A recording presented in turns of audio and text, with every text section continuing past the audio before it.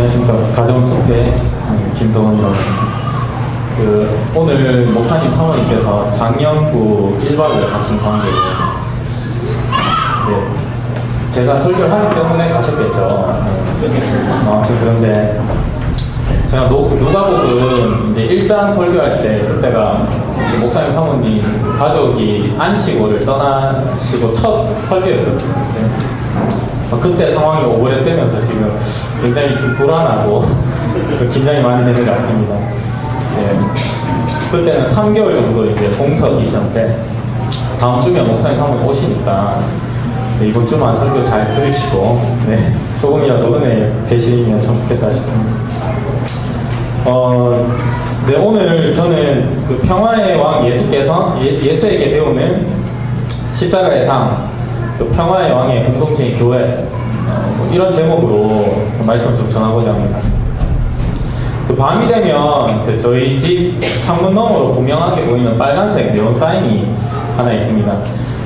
그것은 바로 모 교회 건물 꼭대기에 있는 십자가입니다. 아마 저희 집처럼 그 십자가가 보이는 이제 집에서 십자가가 보이는 십자가 뷰의 집들이 꽤나 계실 텐데요. 이제는 교회의 상징이 된 이 십자가는 예수님 당대에는 이제 잔혹한 형벌 중에 하나였습니다. 그 십자가형은 사람이 극도의 고통을 느낄 때까지 죽음을 늦추기 때문에 지금까지 행해졌던 모든 처형 방법 중에서 가장 잔인한 방법이라 할 수 있습니다. 거기에 달린 사람은 여러 날 동안 죽지 못하고 고통을 당할 수도 있었습니다. 예수님 당대에 로마인이 이 처형 방법을 채택했을 때 그들은 살인 아니면 반란 혹은 무장 강도 짓을 한 범죄자, 그 중에서도 노예나 외국인 혹은 사람 취급을 못 받는 자들에게만 이 형벌을 가했습니다. 이런 잔혹한 십자가 형벌 그 자체만을 생각하면 이는 범죄자에게 가해진 죽음과 패배의 어떤 도구라고 생각하기 쉽습니다. 하지만 오늘 본문의 예수님은 이제 십자가에서 죽음과 패배가 아닌 평화의 왕으로 오신 그분의 사명을 완성하셨습니다. 누가가 말하는 예수는 바로 평화의 왕이었습니다. 제가 누가복음 19장을 설교할 때 예루살렘을 향한 예수님의 발걸음이 단순한 행보가 아니라 단순한 어떤 순례의 행보가 아니라 왕의 입성이라고 한 말을 기억하시는 분이 있을 것 같습니다. 그렇습니다. 왕 대신 예수님께서 입성하셨고 십자가에 달리게 되셨습니다. 그런데 참 아이러니한 것 같습니다. 왕인데 왜 십자가에 달리게 되는 거죠? 왕이라면 당연히 좀 떵떵거리면서 모든 권력을 휘어잡으면서 모두가 겁에 질리게 해야 하는 거 아닌가요? 예수님의 왕대심은 우리의 인식으로 그리는 어떤 현대사회의 왕됨과는 분명한 차이가 있습니다. 권력의 상징으로서의 왕대심이 아니라 바로 평화의 왕의 모습이 누가가 그리는 예수님의 왕대심입니다. 그런 평화의 왕으로 오신 예수님의 이 평화의 행보는 오늘 본문에 등장하는 십자가에서 바로 그 절정을 이루게 됩니다. 예수님께서는 무죄함에도 불구하고 십자가 처형을 선고받으셨고 이를 지시고 또 못 박히시고 죽으셨습니다. 이것이 과연 우리에게 어떤 의미일까요?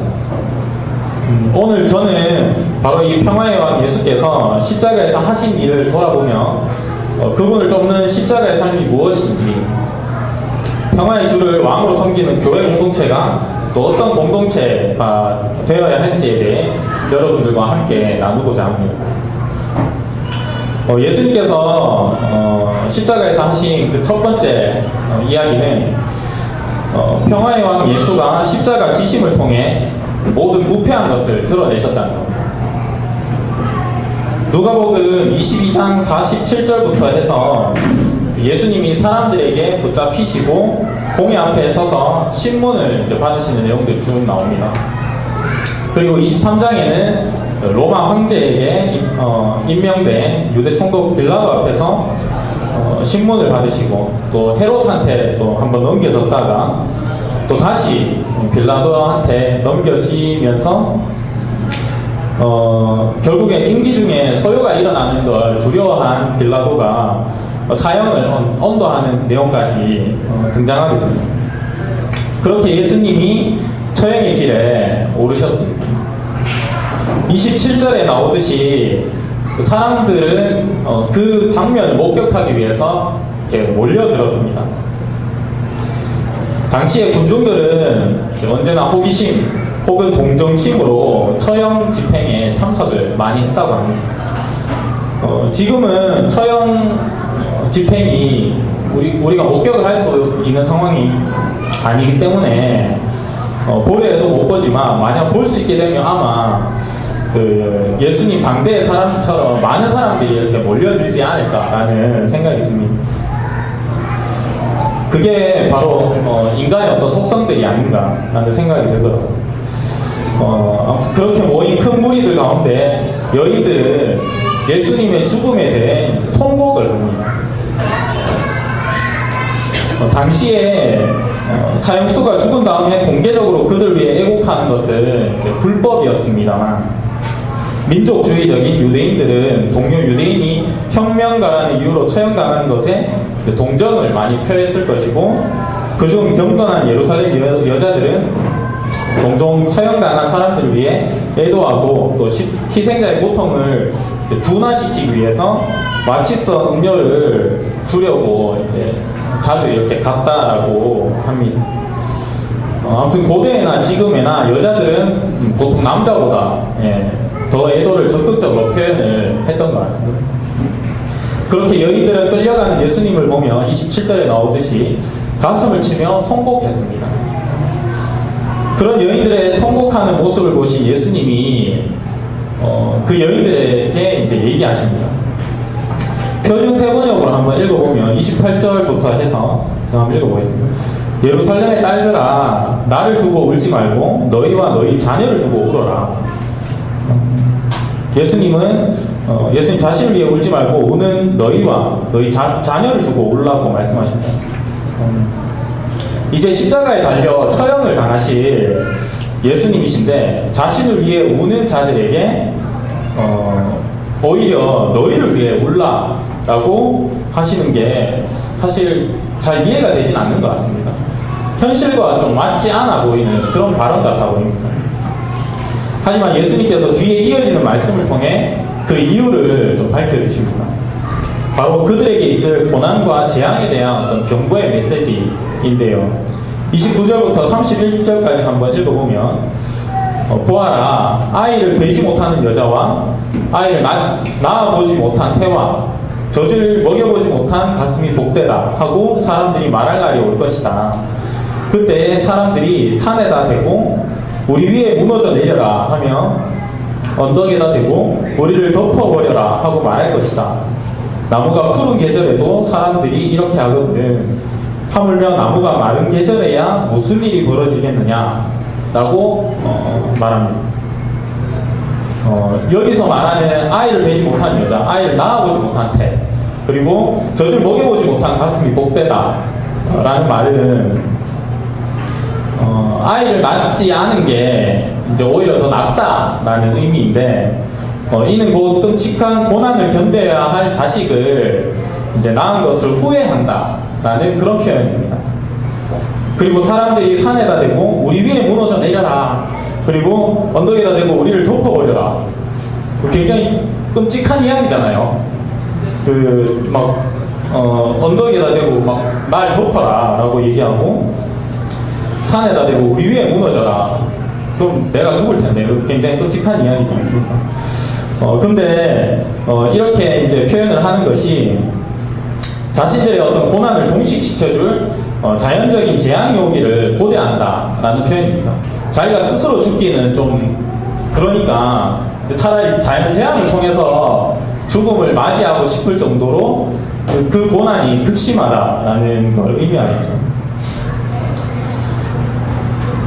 고난이 얼마나 극심하면 그 고난을 견뎌야 할 자식을 낳은 것을 후회하고, 그리고 자신들의 고난을 종식할 자연재앙을 고대할까요? 그런 심판의 날이 그들에게 올 것이라고 예수님께서 말씀하십니다.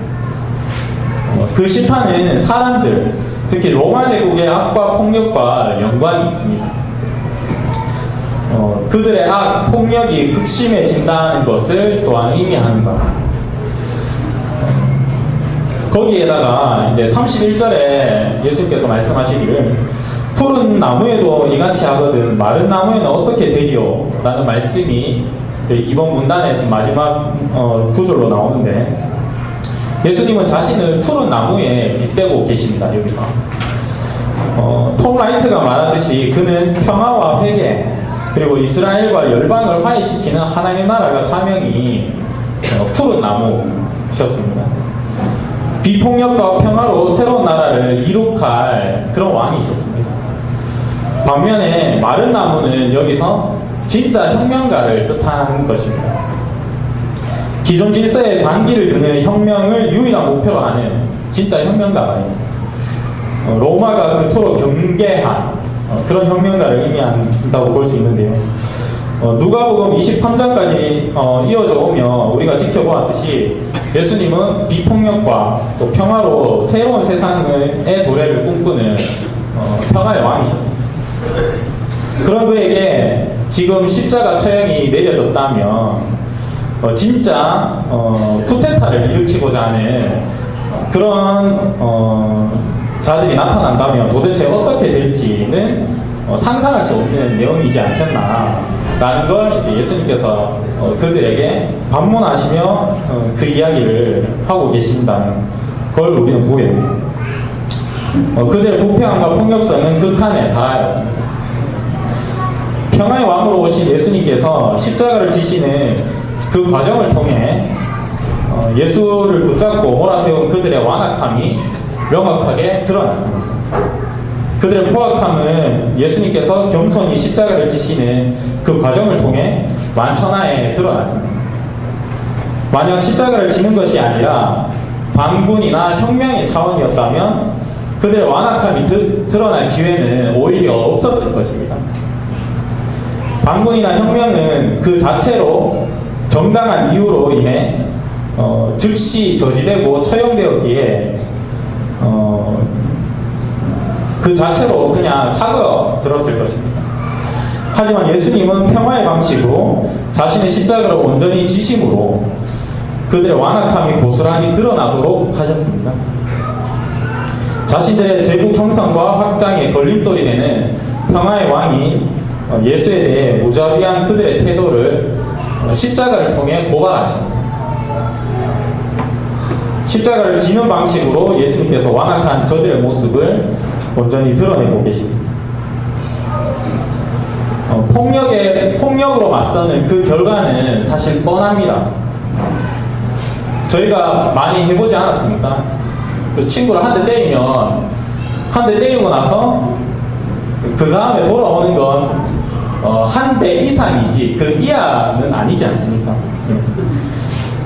폭력으로 맞서는 건 그 결과가 뻔합니다.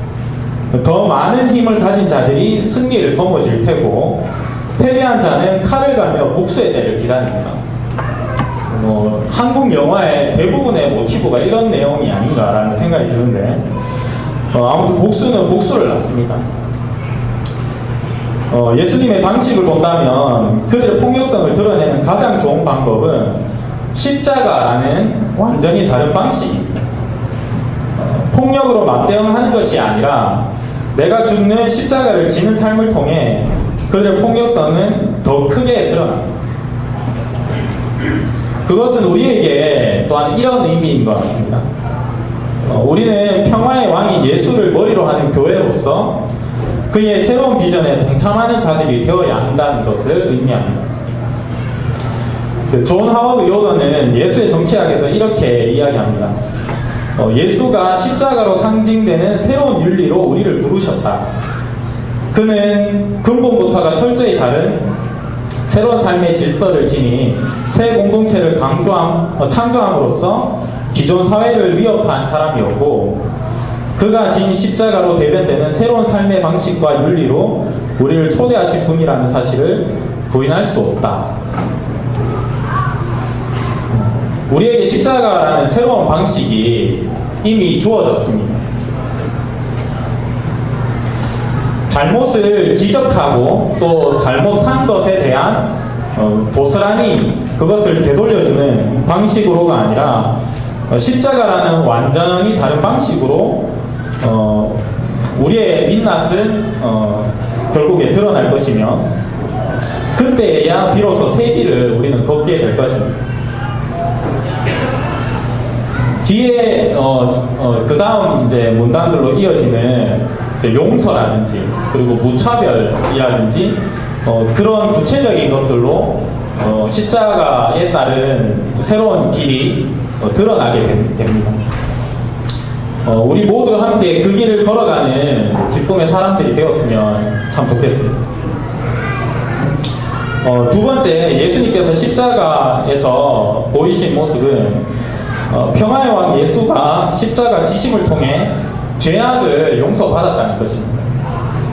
32절부터 38절까지의 내용으로 볼 수 있는데요. 예수님이 처형을 당하는 당시 다른 죄수가 2명 더 있었습니다. 그들은 해골이라 하는 곳, 아람어로 우리에게 익숙한 명칭인 골고다라는 곳에 이르러서 거기에서 이제 십자가에 달리셨습니다. 두 사람은 예수님 왼쪽과 또 오른쪽에 달렸습니다. 이들은 다음 문단에서 이제 다시 등장을 하는데요. 이와 별개로 먼저 십자가에 달리신 예수님은 이제 말씀하십니다. 34절에 아버지 저들을 사하여 주옵소서 자기들이 하는 것을 알지 못함이다 라고 하면서 이제 뒤에 이어져 나오는 그 내용들의 사람들에 대한 어떤 그 반응들이 아닌가라는 생각이 듭니다. 본문을 좀 더 살펴보면 처형을 집행한 자들은 제비를 뽑아서 예수의 옷을 이제 나눠 가졌다고 34절에 나옵니다. 처형 집행자들끼리 죽은 사람의 옷을 분배하는 것은 인정된 관습이었습니다. 그때 당시에 처형장에서 처형하는 사람들이 다 그렇게 해왔기 때문에 그것은 뭐 관습이었다고 치고 넘어가도록 하겠습니다. 근데 그 다음에 나오는 내용들, 지도자라고 하는 사람들은 예수를 이제 비웃기 시작합니다. 이 자가 남을 구원하였으니 정말 그가 택하심을 받은 분이라면 자기나 구원하라지 라는 말을 던지면서 이제 비웃었습니다. 십자가에 달려있는 벌거벗은 사람에게 가해지는 고통 가운데 하나인 조롱을 예수님께서 당하셨습니다. 병정들도 예수를 조롱하길 신 포도주를 이제 막 들이대면서 네가 유대인 왕이라면 너나 구원해 보아라 라고 합니다. 당시에 병사들이 사용한 값싼 음료 중에 하나였던 이제 신 포도주를 들이대면서 조롱을 한 거죠. 그것을 이제 예수님께서 고스란히 당하셨습니다. 무고한 예수를 십자가에 다는 그들, 스스로 구원자라 하지만 구원하지 못한다는 말로 비웃는 지도자들과 병정들 앞에서 예수님께 그들 앞에 이제 예수님께서 놓여 계십니다. 이 모든 장면들 사이에 예수님은 단 하나의 메시지를 남기셨습니다. 아버지, 저 사람들을 용서하여 주십시오. 저 사람들은 자기네가 무슨 일을 하는지 알지 못합니다. 사실 이제 당대에 이제 성경으로 사람들이 익히 알고 있었던 이제 구약에 보면 복수를 위한 기도의 전례가 좀 많이 나옵니다. 특히 시편 같은 거 보면 그런 이야기들이 또 많이 나오는데요. 예레미야서에 보니까 정말 좀 진지한 이야기들이 많이 나오는 것 같아서 구약에 복수를 위한 기도가 어떤 식으로 이렇게 나와 있는지 제가 예를 들어 좀 말씀을 드리겠습니다. 예레미야 15장 15절에 보면 주님께서는 저를 아시니 저를 잊지 말고 돌보아 주십시오. 저를 핍박하는 사람들에게 원수를 갚아주십시오. 주님께서 진노를 오래 참으시다가 그만 저를 잡혀 죽게 하시는 일은 없게 하여 주십시오. 제가 주님 때문에 이렇게 수모를 당하는 줄을 주님께서 알아주십시오. 그리고 17장 18절에 저를 박해하는 사람들이 수치를 당하게 하시고 제가 수치를 당하지는 않게 하여 주십시오. 그들이 무서워 당황하게 하시고 제가 무서워 당황하지는 않게 하여 주십시오. 이제는 그들에게 재앙의 날이 오게 하시며 갑절의 형벌로 그들을 멸망시켜 주십시오. 18장 23절에 주님 저를 죽이려는 그들의 모든 흉계를 주님께서는 다 아시니 그들의 죄악을 용서하지 마시고 그들의 허물을 가볍게 다루지도 마십시오. 주님께서 진노하시는 날에 그들이 주님 앞에서 거꾸러져 죽게 하여 주십시오. 이런 식으로 이제 구약에 보면 복수를 위한 기도의 전례들이 많이 있습니다. 근데 예수님께서는 구약의 이런 전례들을 따르지 아니하시고 평화의 왕으로서 자신을 십자가에 달고 또 조롱하는 그들을 용서해 주시길 아버지께 간구합니다. 십자가에서 그들을 용서하신 그 용서는 모든 이들을 위한 이제 대속의 개념으로 표현이 됩니다. 십자가는 용서라는 신학적 메시지를 모두들 잘 알고 계실 겁니다.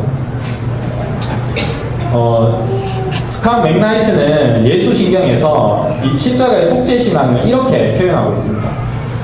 예수의 십자가는 새로운 이야기를 가지고 옛 이야기를 삼킨다. 옛 이야기는 이스라엘이 6월절 어린 양의 피를 문에 발라서 장자를 보호하고 노예 상태에서 해방되었다는 것이다. 옛 이야기는 사람들을 자유하게 하는 피에 관한 것이다. 새 이야기는 예수가 새로운 6월절 양으로서 자기 백성을 대신해 값을 치르고 그들을 자유하게 하기 위해 죽임을 당했다는 것이다. 예수의 제자들은 문설주에 피를 바르는 대신 포도주, 그의 피 묻은 죽음을 마시고 그들을 자유하게 하는 보장이 되는 예수의 피를 신뢰할 것을 요구받는다. 이제 구약시대에 그 6월절 어린 양의 피가 그 장자를 죽이게 되는 그런 재앙을 피하게 되는 어떤 도구로 사용이 되었다면 이제 새 이야기, 예수님께서 십자가의 죽으심을 통해 이제 단번에 죽으심으로 인해 영원한 그 6월절 어린 양이 되셨다라는 걸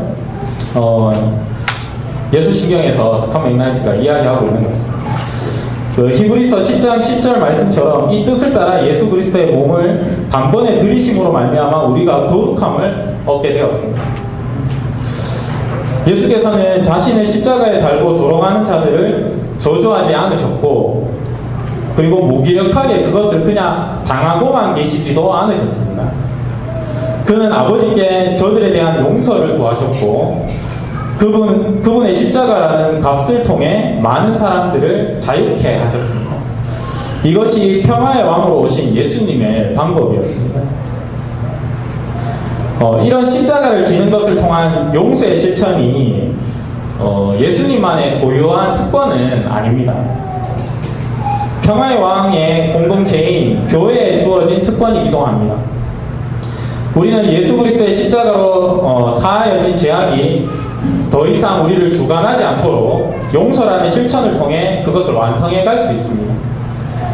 복수가 정당하다고 여기는 시대 가운데 용서를 외치는 우리는 분명히 다른 자들입니다. 먼저 우리는 우리 서로 간의 용서를 실천해야 합니다. 공동체로 부대끼면 부대낄수록 갈등은 증폭되게 되어 있습니다. 갈등이 없이 우리의 관계들이 유지된다면 아마 우리가 너무 성숙해서 아무런 문제가 일어나지 않는 것이거나 아니면 서로 적당한 거리를 유지하면서 관계를 하고 있는 것이거나 둘 중 하나가 아닌가라는 생각이 듭니다. 공동체가 되기 위해 필연적일 수 있는 이제 그 갈등에서 우리는 평화의 왕인 예수의 본을 받아 서로를 용납하고 용서할 수 있어야 하겠습니다. 남편은 아내를 용서를 해야 할 것입니다. 네, 저도 여러 번 용서를 했습니다. 그 아내는 또 남편을 용서해야 되겠죠. 저는 여러 번 용서를 받았습니다. 네, 그리고 부모는 자녀를 또 용서를 해야 될 것입니다.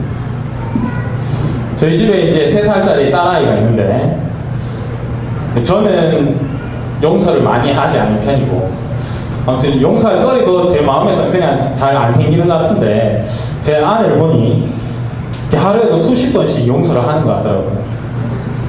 아무튼 가까이 있는 시간이 길어질수록 용서의 거리들은 더 많이 늘어나는 것 같습니다.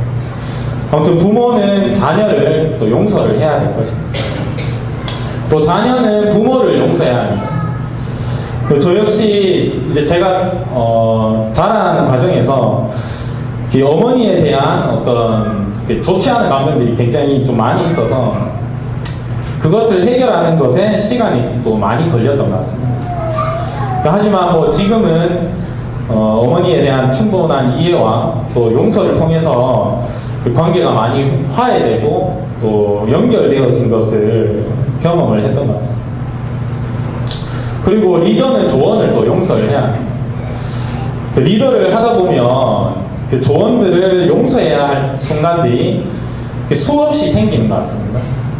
특히 뭐 대학부나 직장인 부를 하면 더 그런 일들이 많이 발생을 하는 것 같은데요.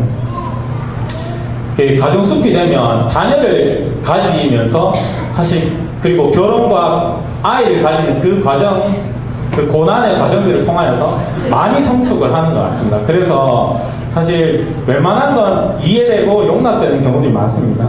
근데 대학생 때나 그 직장인 때는 그 미혼인 때는 사실 그 리더로서 그 조언을 대하는 그 과정이 어떻게 보면 그 아내나 남편을 맞이하는 것이나 아니면 그 자녀를 키우는 것과 유사한 그런 참 그 고통을 당할 수 있는 그런 경험이지 않나라는 생각이 듭니다.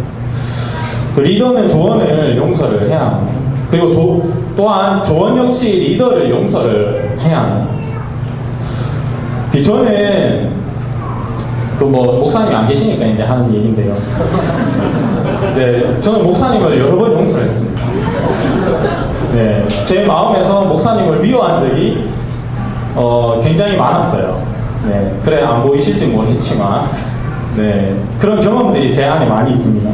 근데 그래서 목사님을 만나서 이제 많은 이야기를 또 나누죠. 그걸 품고 있으면 제가 이 교회를 더 이상 못 다닐 것 같았거든요. 그래서 이걸 처리하는 방법이 무엇이 있을까 고민을 하다가 이제 목사님을 따로 만나기도 숱하게 했습니다. 그래서 이제 만나서 많은 이야기를 나누면서 목사님의 그때 그 상황에 대해 이해도 하고 또 그 이야기들을 통하여서 이제 나의 마음도 풀어지고 이런 경험들을 많이 했었습니다. 그래서 용서를 받을 행동을 하지 않은 사람일지라도 그 당한 사람이 느끼는 그 고통과 감정들이 있다면 당한 사람은 그 사람을 용서해야 될 어떤 책임들이 있는 것 같습니다. 저는 뭐 제 입장에서 아무튼 목사님을 여러 번 용서를 했었습니다. 네, 아무튼 조언은 리더를 그렇게 용서를 해야 할 것입니다. 아무튼 이런 다양한 관계 안에서 우리는 우리 서로 간의 용서를 실천함으로 십자가의 그 삶을 경험해 갈 수 있습니다. 더불어 우리는 교회 외에서 만나는 사람들과의 관계에서 용서를 실천할 수 있는 사람이 되어야 할 것입니다.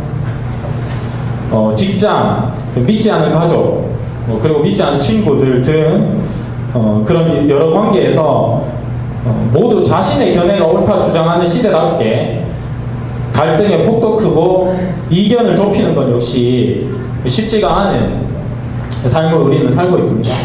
그럴 때 우리는 사랑하고 용납하기를 그쳐서는 안 됩니다.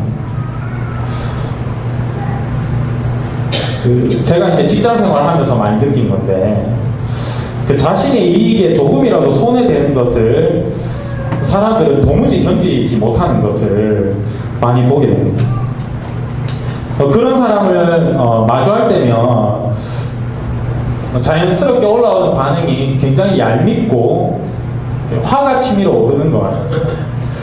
하지만 그런 그들을 바라보면서 예수님께서 하셨던 것처럼 아버지 저들을 사하여 주옵소서, 자기들이 하는 것을 알지 못함이다 하는 기도를 이제 고자세가 아니라 긍휼의 마음으로 우리가 하게 된다면 우리는 분명 산 위의 동네가 되고 빛과 소금이 될 것이라고 저는 믿습니다. 평화의 왕 예수님께서 우리에게 바로 그런 삶을 기대하고 계십니다. 크게 세 번째로 평화의 왕 예수께서 십자가에서 행하신 일은 바로 차별 없는 구원을 행하셨다는 것입니다. 39절에서 43절까지의 문단에서 그 내용을 좀 볼 수 있을 것 같은데, 십자가 아래에 있던 지도자와 병정들의 비웃음은 그래도 좀 나았습니다. 근데 이 39절에 나오는 예수님과 함께 달려있는 죄수 가운데 하나가 예수를 모독한 내용을 보면 어이가 없습니다. 너는 그리스도가 아니냐, 너와 우리를 구원하여라. 그 다른 사람들도 아니고 십자가 처형, 그러니까 앞서 제가 말씀드렸듯이 중죄를 저지른 자에게만 부여되는 형벌인 십자가에 달린 사람에게 이런 이야기를 듣는 무죄한 예수님, 제가 만약 예수님이었다면 참으로 이제 참담하며 정말 어이없다 이런 생각이 많이 들었을 것 같습니다.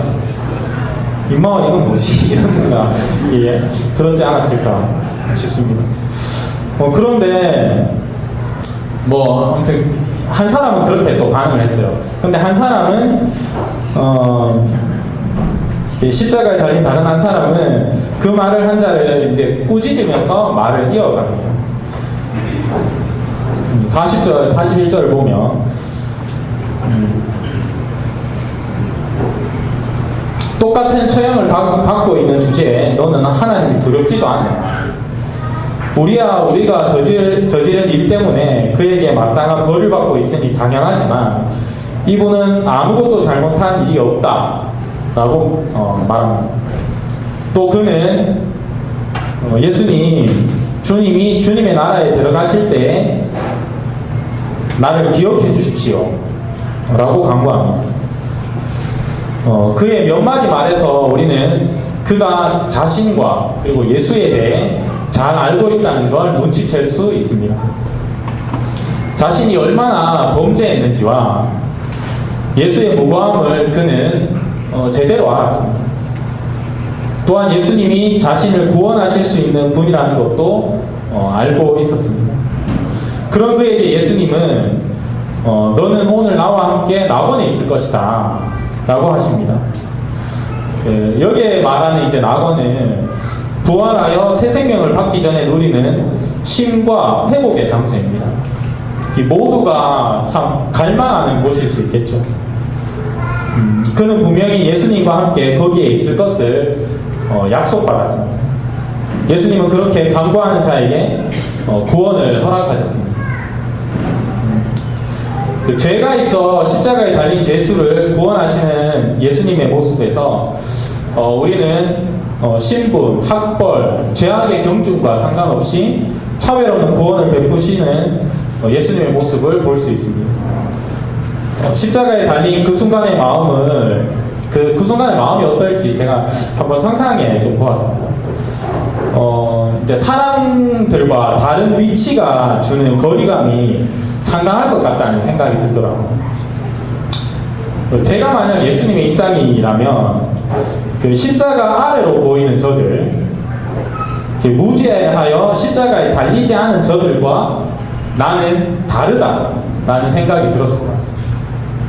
나는 십자가에 못 박혀 있지만 저들은 아무런 죄가 없기 때문에 이런 처벌, 형벌도 받지 않다. 나는 저들과 다르다. 이런 느낌이 들 것 같거든요. 근데 옆으로 좌우로 이렇게 돌아보면 이제 비슷한 위치에 있는 자들이 있습니다. 비슷한 눈높이에 있는 자들. 범죄하여서 십자가에 달린 저들과 나는 동일하다. 나와 눈높이가 비슷한 곳에 위치한 자들은 결국에 나와 동일한 자들처럼 느껴졌을 것 같습니다.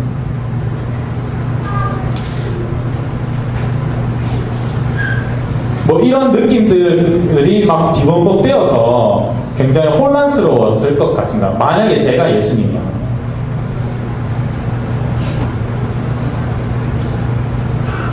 저라면 그런 마음들에 휩싸여서 십자가 형벌의 노인자가 하는 말을 귀 기울일 마음의 여유조차 없었을 것 같습니다. 나는 아무런 죄가 없는데 내가 왜 여기 있지? 저들은 아무런 죄가 없어 밑에 있는 저들은 나와 다르구나. 나는 극심한 죄를 저질러서 형벌받고 있는 이들과 내가 동일시되고 있구나. 나에게 초점이 맞춰 있고 나의 상황에 초점이 맞춰 있었다면 옆에서 그 죄수가 한 그 고백이 도무지 귀에 들리지 않았을 것 같습니다. 하지만 예수님은 그의 이야기를 들으시고 응답하셨습니다. 십자가라는 형벌의 특성상 거기에 달린 자는 죄질이 매우 나쁜 사람이라고 추측할 수 있는데 그런 자의 고백을 그분께서 귀 기울이시고 응답하셨습니다. 평화의 왕이신 예수님은 자신의 느낌이나 또 상대의 죄악과 상관없이 구원을 청하는 자에게 그 구원을 허락하는 분이셨습니다. 이것은 평화의 왕의 공동체인 우리 교회가 나아갈 모습이기도 합니다. 우리 역시 평화의 왕이 지신 십자가를 따라 누구에게든 이 구원의 소식을 전해야 할 것입니다. 모든 이들을 긍휼히 여기고 구원을 전하는 자가 되어야 합니다.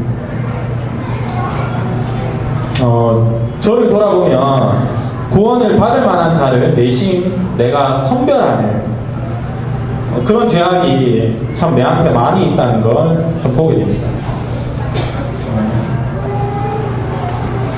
미디어에 하루가 멀다 하고 등장하는 악한 뉴스의 주인공들, 특히 뭐 정치, 경제, 뭐 연예계, 요즘 뭐 워낙 이슈들이 많아가지고 뭐 다 입에 담을 수가 없는 것 같은데요. 그런 내용들 보면서 저 사람은 참 구원을 받을 만하지 않다 라는 식의 생각을 무의식적으로 하는 경향이 내게 있음을 보게 됩니다. 하지만 그들에게도 구원은 필요합니다. 악한 자들이 자신의 악을 고백하고 그리스도를 주로 고백한다면 그에게 구원이 허락될 것이라고 성경에서 분명히 약속하고 있습니다.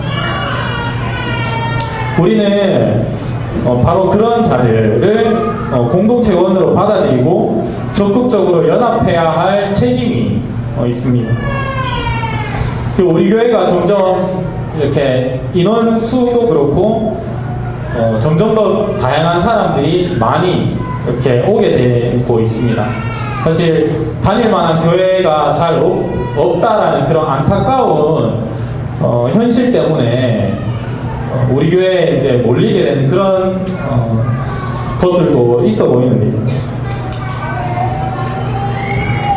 아무튼 만약에 우리에게 그런 사람들이 온다면, 예를 들면 요즘 많이 이슈가 되는 동성애자, 그리고 뭐 성폭력범들, 살인자들, 뭐 심지어 IS 대원 뭐 아무튼 그런 일이 뭐 일어날 가능성이 많지는 않겠지만, 만약에 이런 사람들이 자신의 죄를 고백하고 예수를 주로 고백하면서 우리 공동체와 연합되기 위해 나아온다면 여러분들은 어떻게 하시겠습니까? 그와 함께 우리 공동체를 낙원으로 만들어갈 책임이 우리에게 분명히 존재합니다. 바로 그것이 평화의 왕 예수를 머리로 하는 교회가 져야 할 십자가가 아닌가라는 생각이 듭니다.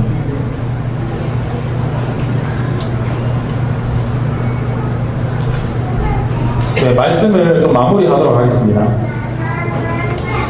저는 오늘 누가복음 23장 부분들을 가지고 십자가에 달리신 예수님의 모습을 통해 평화의 왕 예수에게 배우는 십자가의 삶, 평화의 왕의 공동체인 교회에 대해 이야기했습니다.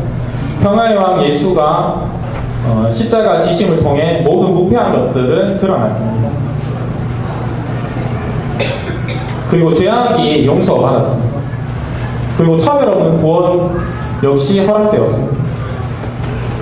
그렇게 우리는 그 평화의 왕의 공동체인 교회로서 십자가라는 완전히 다른 방식의 윤리의 공동체가 되어야 합니다.